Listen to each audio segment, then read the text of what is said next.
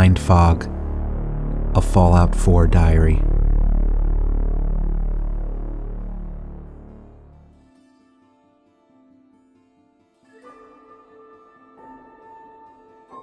November 1st, 2287. After the Minutemen and I had taken a few days to consolidate our space and fortify our little bunker at Sanctuary Hills, I spent some time considering whether or not I should abandon my own post at the Red Rocket Station. It seemed a little ridiculous to be splitting up any of our resources, and yet I couldn't help but think at some point in the future it would be a valuable piece of property to hold. Still, this probably wasn't going to be something I was going to be able to do on my own, and we just didn't have enough bodies to hold down Sanctuary Hills right now, let alone another camp. I pondered this as I set about my day. Today's mission was to investigate the camps we had discovered the night before, find out if they were friendly or raider camps, and just generally get a better sense of what was close by. We started collecting our gear and weapons together and discussed what we would do if we actually found friendly people to join the group. How would we make sure they were really friendly and weren't just out to plunder any scant resources we had managed to scrounge together so far? At some point during this discussion, Sturgis mentioned that he had found an old relay antenna during our cleanup, and he said perhaps we could hook a radio up to it, get it powered, and potentially start broadcasting our location for anyone who might be looking to be part of a settlement. Of course, this would open us up to possible threats as well, but we all felt the trade-off was worth it, especially since we were fairly well contained now, and we could see threats coming. Plus, I noted that I hardly thought raiders would be out there with radios listening for new settlements to plunder.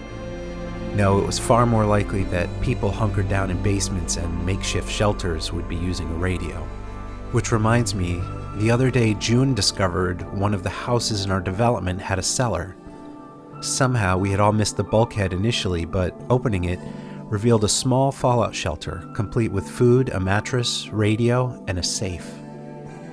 We also salvaged a number of aluminum cans. Preston said whoever had camped out here was just the type of person we were looking for. I tried to remember who had lived in this house, and I'm pretty sure it was Jahani. He was a survivalist type, generally paranoid. I only spoke to him a couple times when we had first moved in about a year before the bombs fell, and Nora and I hadn't seen much of him after that. He didn't socialize. A guy like Jahani would have given valuable skills to our group, but there's something to be said for making sure new people fit in. I suppose right now skills take priority, can't be picky. Safety in numbers and all that. Still, I kept my thoughts to myself and didn't share with Preston that I had probably known this person. Anyway, back to the radio.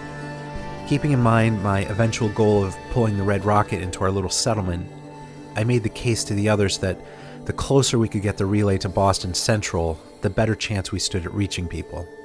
That meant setting it up at the Red Rocket. If we could get it up on the roof, all the better. While Sturgis was working on that, June, Marcy, and Preston said they'd start collecting scrap around the Red Rocket toward the goal of shoring that site up as well. I guess I needn't have worried about the little station and my plan for its future. It seemed the Minutemen were completely on board with it. Eventually, perhaps we'd have a nice lookout post between any dangerous forces in Lexington and Concord and Sanctuary Hills.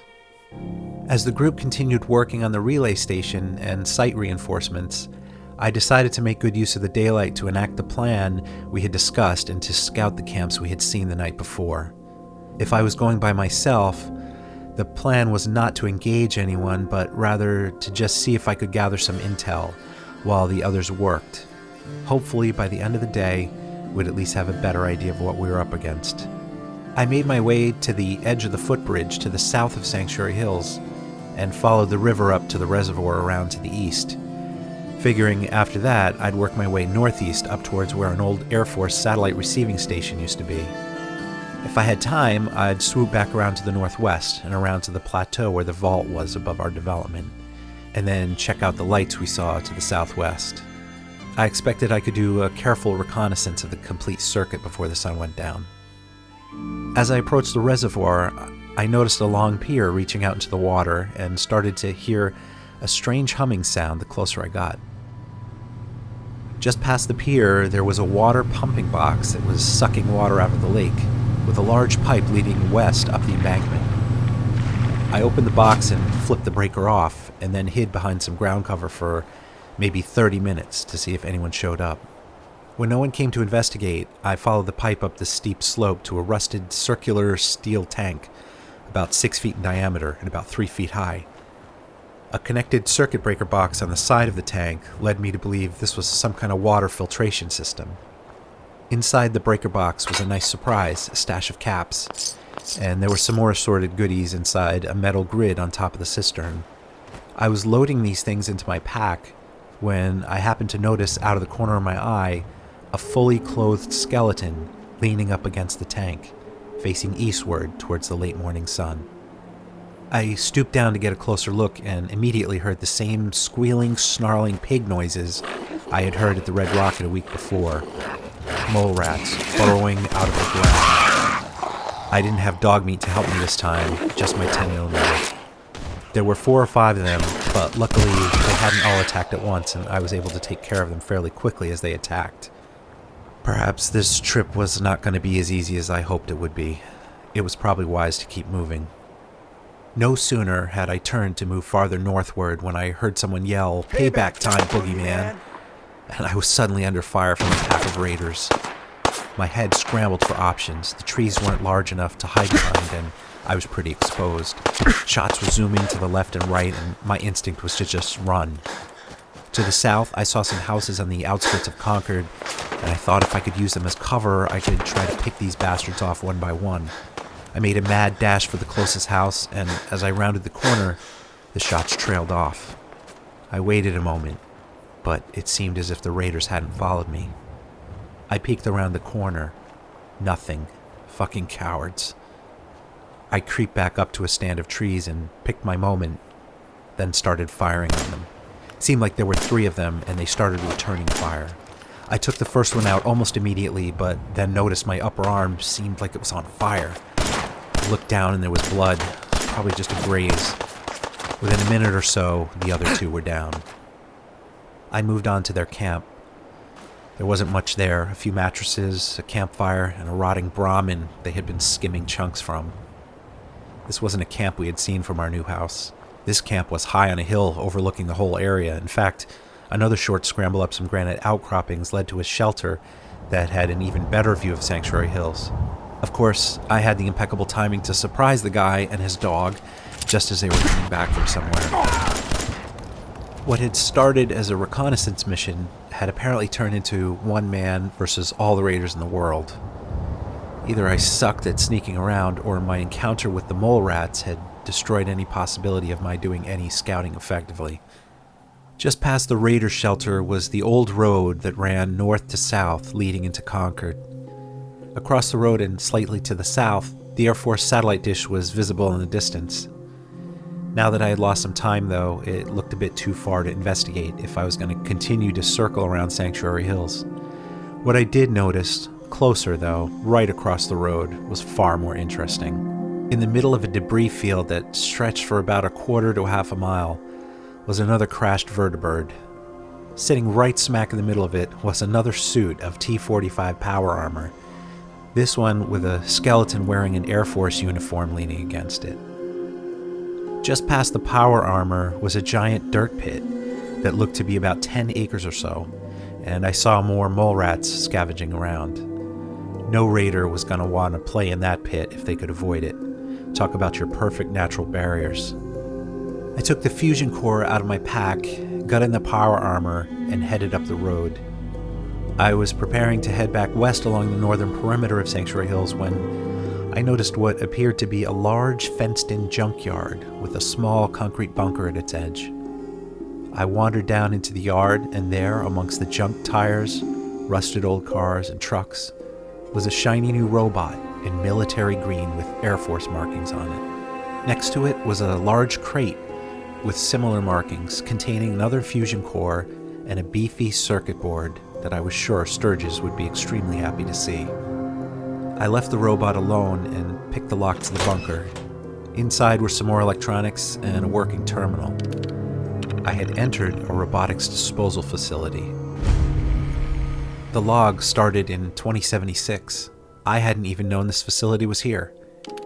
They mentioned Protectrons coming back with no limbs, iBots with vision sensors missing, and Robo-Brains with IQs, quote, well below 80. So basically, the very things that each robot was supposed to excel at, it was missing. And then there was this robot in the yard.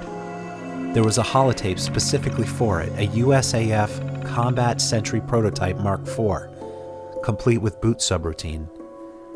My first inclination was to wait for Sturgis to start this thing up, but then I figured, what the hell, I've got the holotape. If I start it up, I can also shut it down. As soon as I ran the subroutine, I immediately regretted it, since I heard the unit's voice outside the bunker straight away. I panicked. Would I be able to get out of this bunker now? For all I knew, I could be trapped in here. I immediately ran the deactivation subroutine, and of course the terminal crashed. The only other options on the holotape were to initiate self-destruct, which I thought was the kind of scorched earth tactic I could take later if necessary, assuming it worked, and something else called Engage Defense Protocol.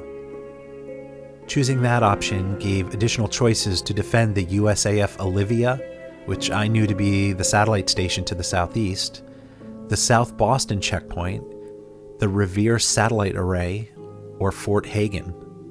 I had a vague inkling where the satellite array in Revere was, but I didn't know about any South Boston checkpoint or where the fort was. I decided to pocket the holotape and just see if I could leave the sentry running here, hoping this knowledge and the holotape would come in useful at some point. I exited the bunker and cautiously walked up to the robot. It was going on about its current objective, which was to patrol the immediate area and to neutralize any threats to the U.S. military and/or its citizens. As I got closer, it warned me not to interfere. I took that as a signal it was time to move on.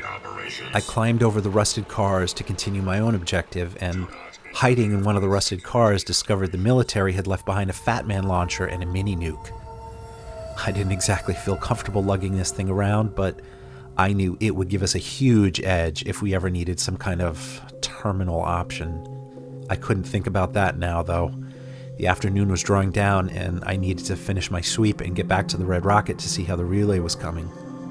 The rest of the hike was mostly uneventful. I passed the camp where I had shot the woman days before, and just beyond that was the shack we had seen to the north, complete with a raider.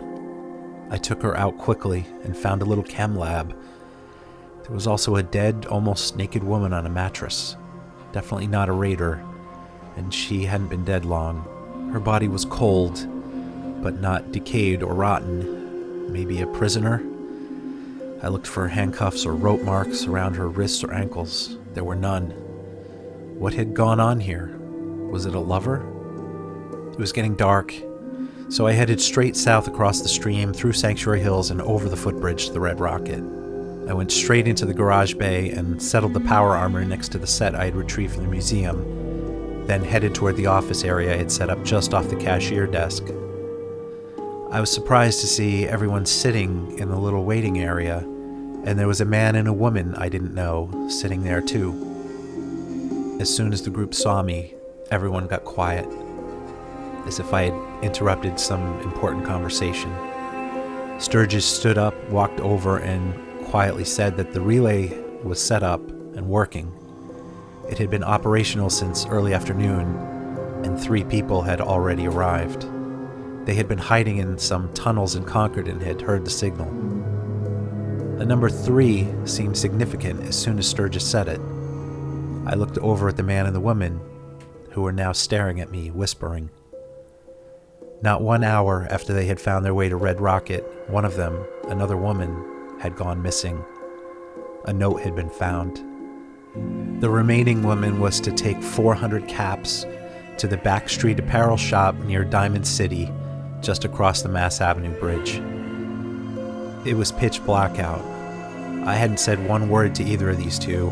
I just knew no one was going to be sending either one of them across what was left of the Commonwealth into the Back Bay to deliver any ransom, and I certainly wasn't going in the dead of night.